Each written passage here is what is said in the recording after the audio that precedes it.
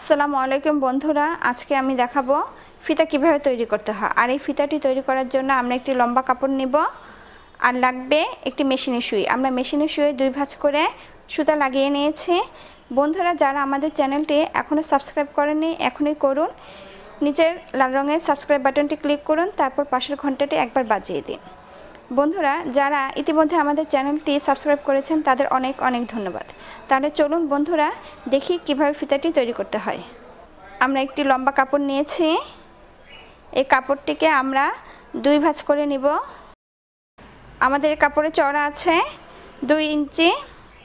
2 ভাঁজ করে নিব, তারপর আমরা সেলাই করব 2 সুতা পরিমাণ কাপড় রেখে।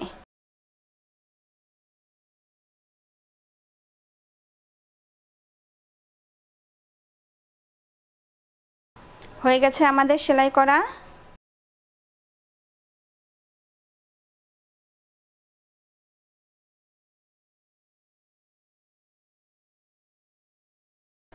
আমাদের সেলাই শেষ বন্ধুরা। এখন আমরা মেশিনের সুইটা ঠিক কাপড়ের নিচে একটু ফাঁকা রেখে, যেখানে আমাদের সেলাই হয়েছে সেখানে এই ফাঁকা দিয়ে আমরা সুইটি ঢুকিয়ে নেব।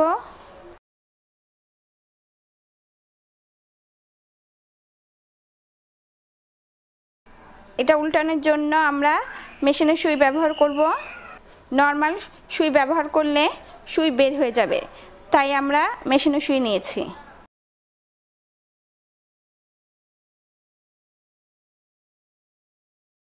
সেলাইয়ের ভিতর দিয়ে আমরা সুই ঢুকিয়ে নেব।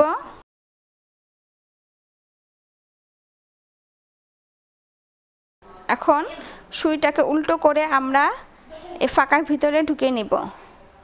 আমরা এক দিক থেকে ঢুকিয়ে আরেক দিক থেকে বের করব।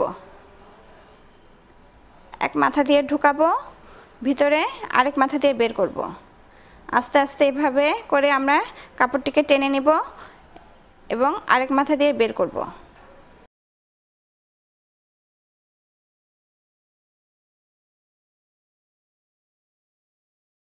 হয়ে গেছে সুতাটি ঢুকানো। এখন আমরা সুতাটিকে একটি জায়গায় পেঁচিয়ে নিব। তারপরে আস্তে আস্তে করে আমরা কাপড়টাকে টেনে নেব, টেনে সোজা করব। আস্তে আস্তে উল্টানোর চেষ্টা করব, বেশি টান দিব না যেন সুতাটি না ছিঁড়ে আসে। সুতাটি ছিঁড়ে গেলে আমাদের উল্টাতে অসুবিধা হবে আর সম্ভবই হবে না উল্টানো। তাই আস্তে আস্তে করে এইভাবে টেনে টেনে আমরা কাপড়টিকে সোজা করে নিব। আস্তে আস্তে আমরা টানবো, তাহলে উল্টানোটা ভিতরে ঢুকে যাবে আর সোজা মাথা বের হয়ে আসবে।